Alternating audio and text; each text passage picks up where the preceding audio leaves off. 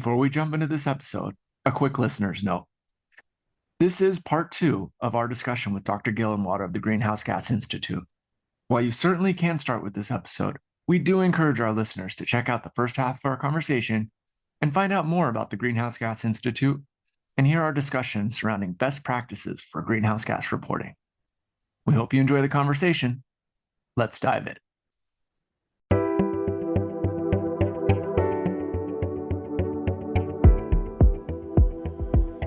For today's episode, we welcome a very special guest, Dr. Michael Gillenwater.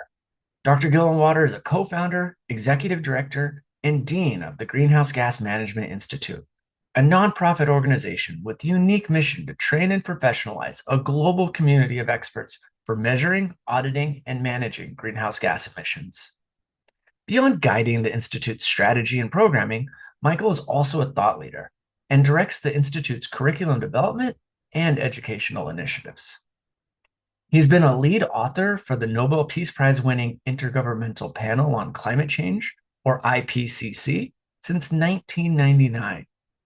He's also been engaged in the work of the United Nations Climate Change Secretariat, was a core advisor and contributing author to the WRI Greenhouse Gas Protocol, and worked at the U.S. Environmental Protection Agency as a lead author of the United States Greenhouse Gas Emissions Inventory. Today, we speak with him about ideas including best practices for creating an inventory, explore resources for those needing more information about the process, and dive into a discussion about how an organization can even get started. Let's jump in. Welcome to the Carbon Accounting and Management Podcast, presented by North Star Carbon Management. I'm your host, Chris Barsman. If you're a professional responsible for managing your organization's carbon footprint, this podcast is for you. We bring you expert insights, emerging technologies, and actionable strategies to excel in the complex world of carbon management. Stay tuned for an enlightening conversation and real-world solutions. Let's jump in. And I think that's kind of a fascinating topic right there. And I want to expand on that a little bit. What I find very powerful about the Greenhouse Gas Protocol is that while there's some very clearly defined mechanisms within it, there's also a lot of ambiguity. And that can create confusion, but also it allows for organizations to adapt their inventories to what they're actually doing, what their actual corporate practices are. But I think kind of when we're talking about the idea of accuracy and maybe completeness, that can leave organizations potentially towards greenwashing, where they can leave out things that they don't think are relevant for them, but actually it might be very relevant on a larger scale.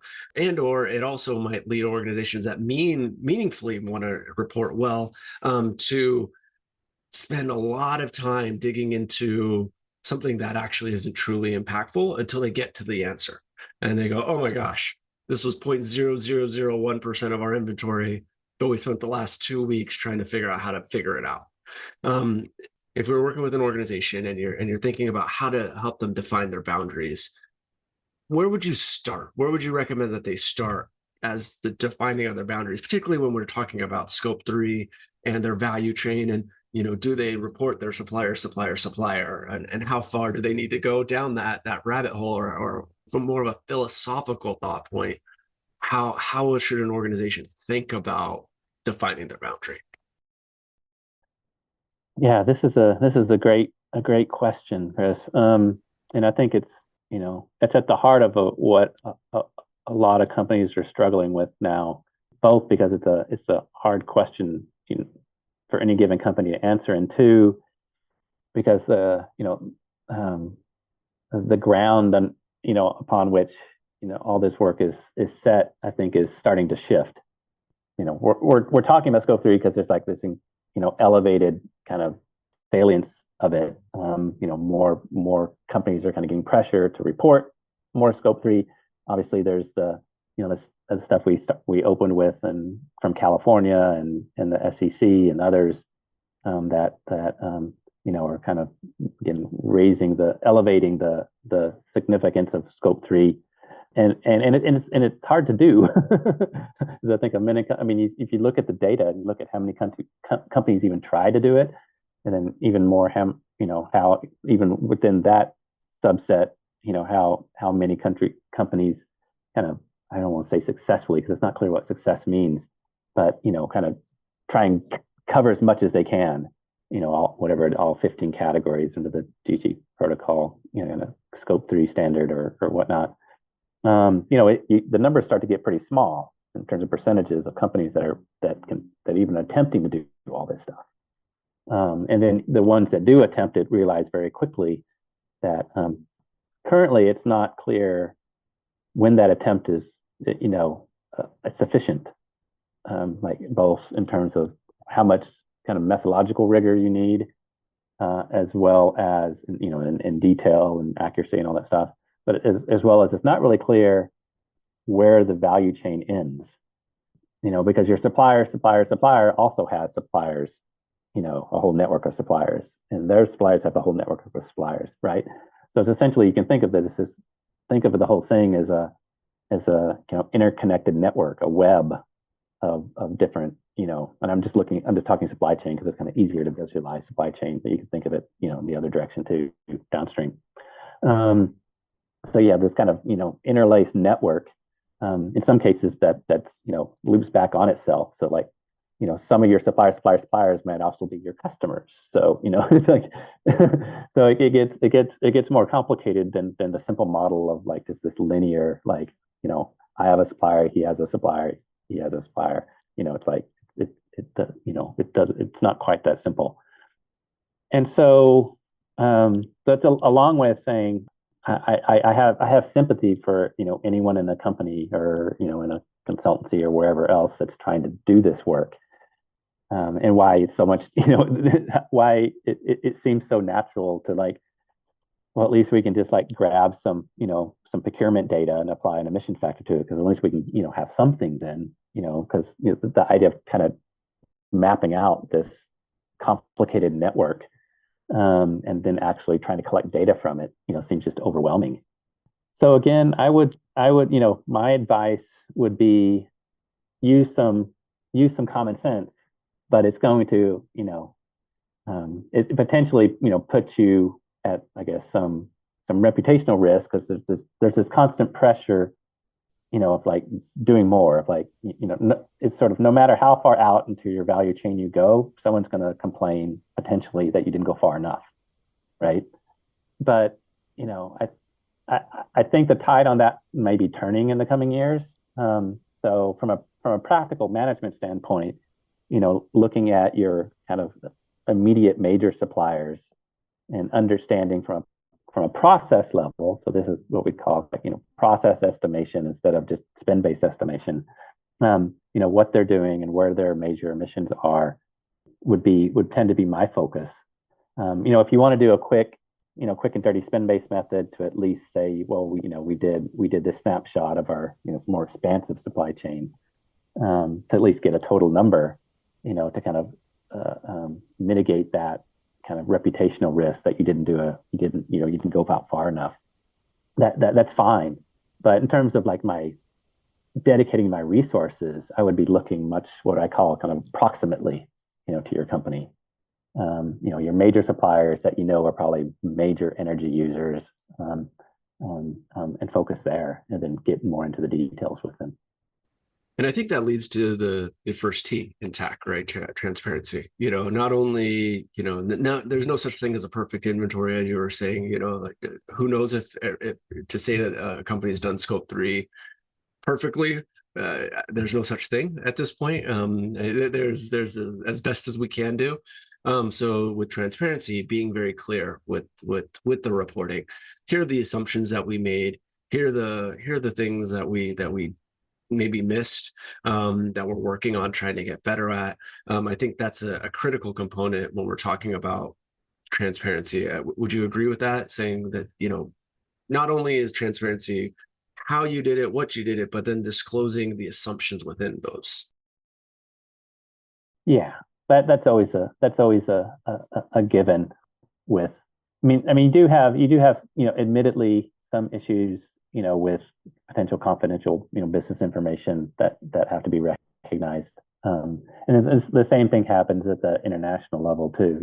Countries have specific, there could be, if there's, just one firm, in an industry, for a smaller country, disclosing all that firm's detailed data is basically giving away kind of their, potentially putting them in a competitive disadvantage. And we see that in, statistics everywhere. So, acknowledging that, then yeah, if you want, credibility, then, show your work.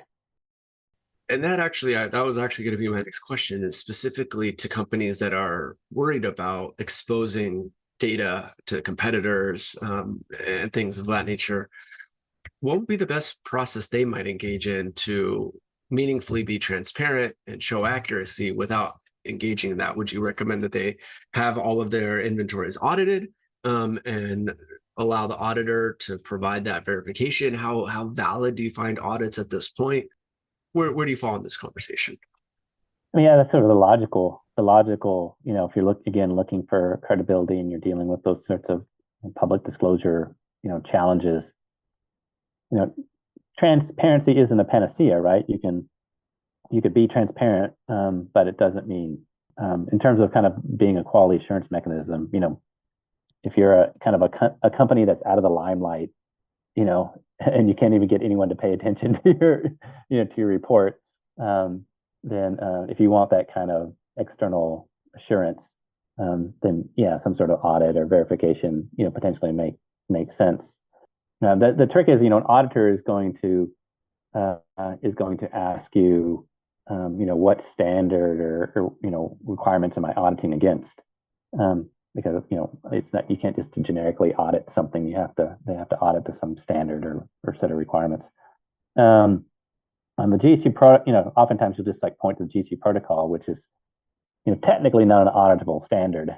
It has so much, as you pointed out, it has so much flexibility built into it that auditors can struggle to what is actually required, what's not as required. So you kind of end up getting a little bit of a you can still go to an audit, but essentially, most of the choices you make are kind of going to be allowed under the GC protocol.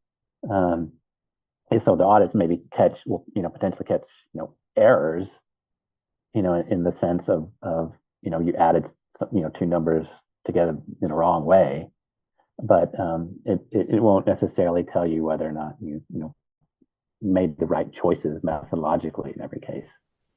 Gotcha.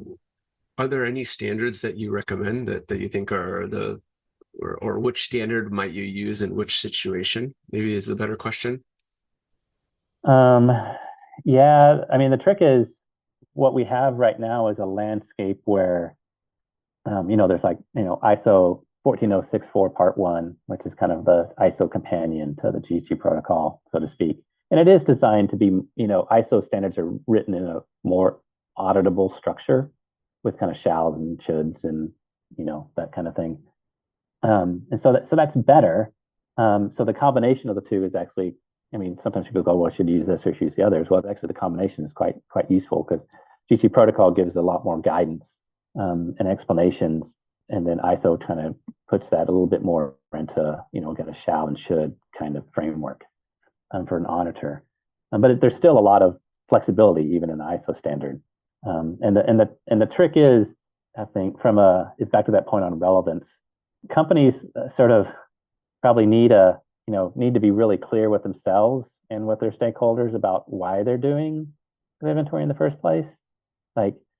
Sometimes I hate to say it, but sometimes you see it's we're doing it because we got to report to CDP or whatever, and everyone expects us to report to CDP. So it's sort of reporting for the sake of reporting, because if they don't do it, they're going to get criticized. But if you sort of ask, what are you actually using the data for? That's the question that's not always asked and answered adequately, I would say. How are you actually intended using the data? Are you just submitting it to CDP because you feel like you need to submit it to CDP? And then clarifying, the applications of the data, I think, is kind of the first step. And then answering these questions about, how should it be verified and what guidance and what standards should I draw on? Unfortunately, most of the standards and protocols and guidance out there have sort of taken this built on the approach of the GT protocol. Really, everything just points back to the GT protocol if you look at it, rigorously. If you kind of map out all the different resources out there, almost everything just says refer back to the GT protocol. And it tries to sort of be an Uber, kind of like the one protocol for all purposes, for all users, for all sectors, for all applications. I mean, and so it sort of falls a little bit into that problem of there really is one standard to rule them all, and there's depending on your use case, you probably need slightly different requirements and guidance, and that's sort of, I think that's the world we're headed into. It's just we're just moving there slower than we probably should have. Gotcha. And I think it's worth noting. I mean, something I found very interesting in working with organizations putting together their inventories is how often, how frequently an organization will be like, wow, this inventory actually gave us great insight into our business operations in a way that we didn't really have before. We never looked at all of these things holistically. And now that we see some of these inputs and outputs and some of we're actually getting some insight into how we can optimize our business. And that's been a really nice outcome of the process of doing an inventory that they weren't really expecting. They were maybe having, a couple of them were reporting for the sake of reporting, and then realized, wow, this reporting actually gives us some really great business insight. And so I think that's something, to your point of like thinking about what you can get out of it. I think that's a great way for organizations to think about it, is like, look, if nothing else, think about it as an opportunity to create some insight about your organization's business processes, and seeing where things are coming from and where things are going, and seeing things from a lot of times, again, they just don't look at the whole picture, within organizations. Yeah, and I'll just add to that. I mean, your example, is perfect to talk about why, it's not just about accuracy, kind of what you described is, and it's not just about, comprehensiveness, but it's about the resolution. It's like, going kind of into the different specific processes and kind of understanding and mapping those. Maybe not with the super hyper rigorous scientific accuracy on every little detail, but with some, reasonable resolution so that you kind of see what's going on where, versus just kind of like, again, going back to the spin-based method, like bundling everything into one giant kind of life cycle number where you lose that resolution, and therefore you lose all those insights. Yeah.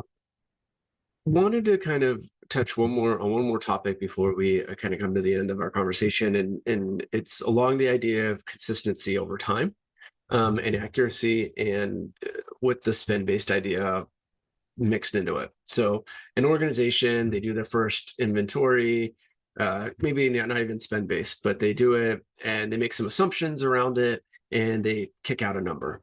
And then the next year they find a more accurate method for producing this information.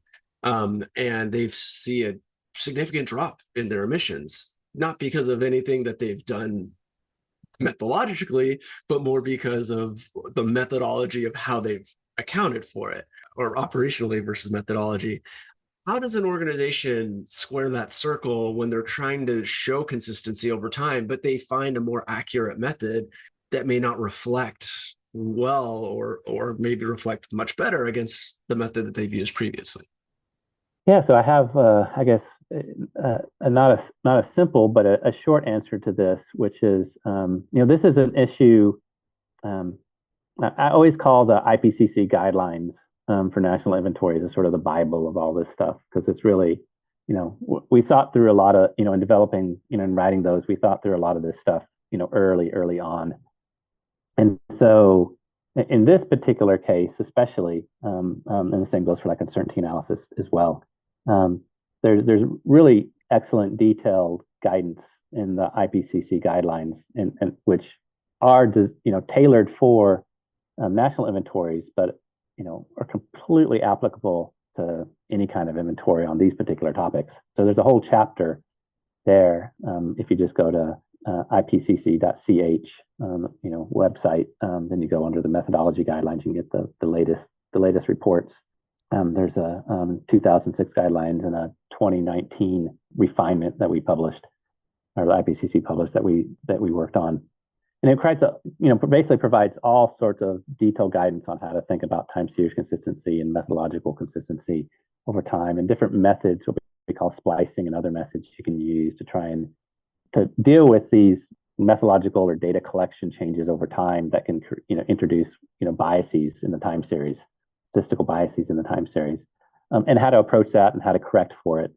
We don't want to go into all the statistical nuts and bolts here, but I would just point people to that resource. It's really, really excellent, and top thinkers and experts in the in the world on this stuff have all put their brains into that, into those few pages of that chapter on how to address this.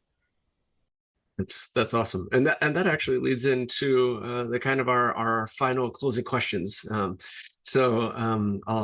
jump off with that one, and these are the last questions that we like to ask all of our guests. They're meant to be kind of quick hitters for just ideas, and that can be shared with our listeners. So first off, again, thank you so much for your time today. It's been a fascinating conversation. I know I've taken a lot away from it personally, so I just really want to show my appreciation for that.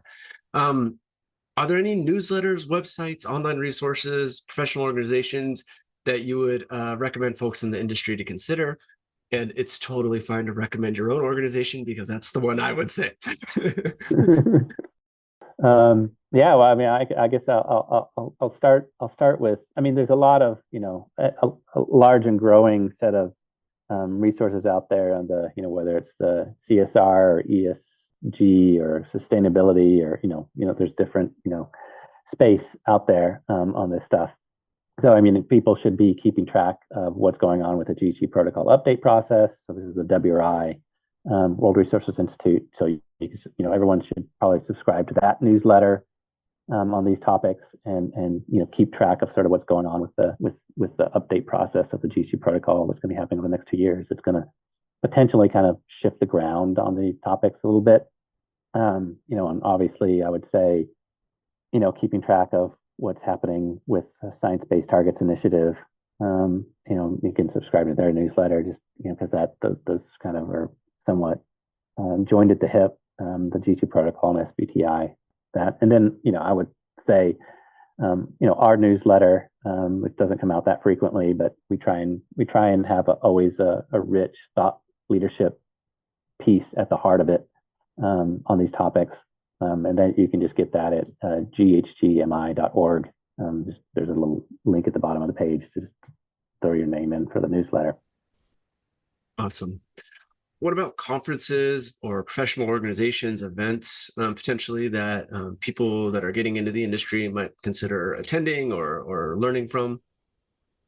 Yeah, I'm not much of I try and minimize my travel miles. So I'm not much of a conference person.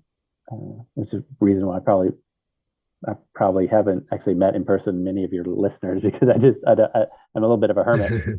So I'm not the best on recommending that stuff. And as I kind of pointed out, despite some of the work I've done, in this area, majority of my, energy and time is focused more on the kind of international, process under the UN Framework Convention on Climate Change and so in the policy level.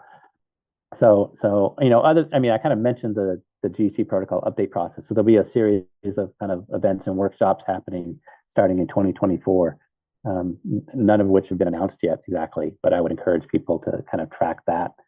Again, by signing up for the GC protocol newsletter is probably the best way to keep abreast of those things. Perfect.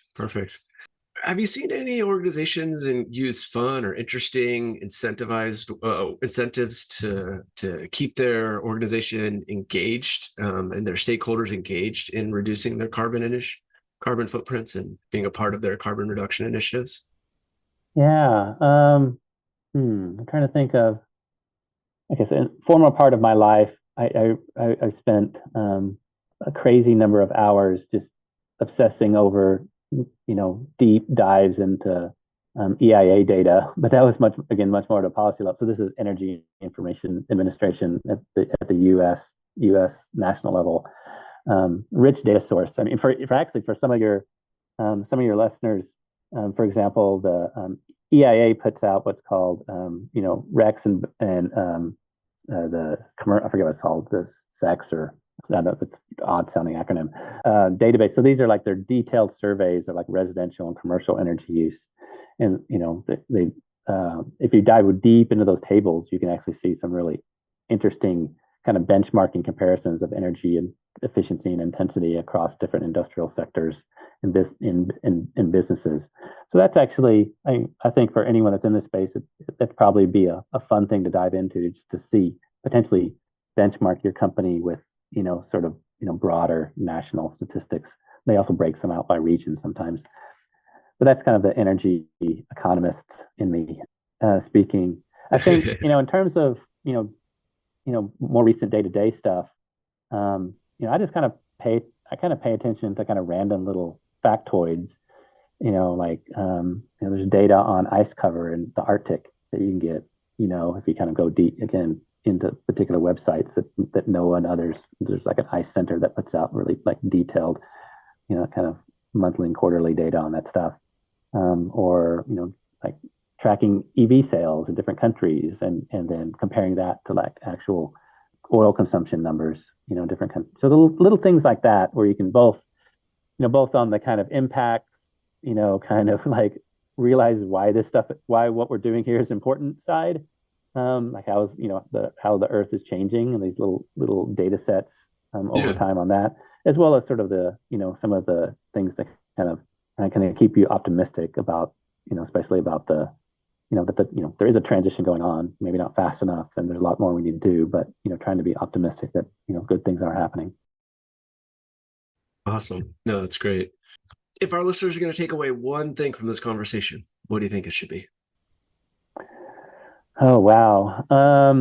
One thing would probably be, again, with a bias on kind of where my research work is focused, is that don't assume how we think about and how we do kind of corporate GHG reporting now is the way it should be or will continue to be. Like, kind of open your mind to potential, especially going into the next couple of years. Open your mind into potential new ways of approaching this question, and start asking yourself and others, like, why are we doing this, or and what specific use cases, like diving deeper into the specific use cases, not just for the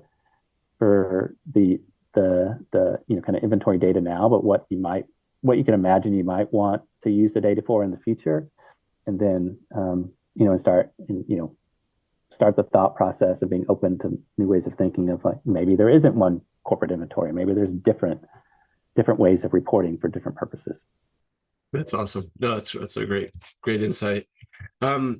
I know we touched on it, but I'll just give our listeners one more opportunity where can we find out more about the work that you and your organization are doing? Yeah, just reiterate, look at our, website, but, especially just sign up for the newsletter. I mean, we're lucky if we get it out every other month, so it's not very spammy. And that's just at ghgmi.org. Awesome. And we'll be sure to link that in our show notes as well. Dr. Michael Gillenwater, thank you so much for your time today. We really appreciate it. Really been a pleasure speaking with you, and I've taken a lot away from this. So again, thank you so much for your time. My pleasure, Chris. Thanks. Great questions. This brings us to the end of another enlightening episode here at the Carbon Accounting and Management Podcast. We hope you found today's discussion insightful and that you're walking away with new ideas and actionable strategies. If you've enjoyed this episode, please share it with a friend or colleague, and don't forget to subscribe so you never miss out on our latest episode. We also encourage you to join the conversation by rating this episode and sharing your comments and ideas with our community. If you have questions or topics you'd like us to cover in future episodes, we encourage you to email us at podcast@northstarcarbon.com. On behalf of myself, your host, Chris Barsman, and the entire North Star Carbon Management team, thank you for investing your time with us today. Until next time.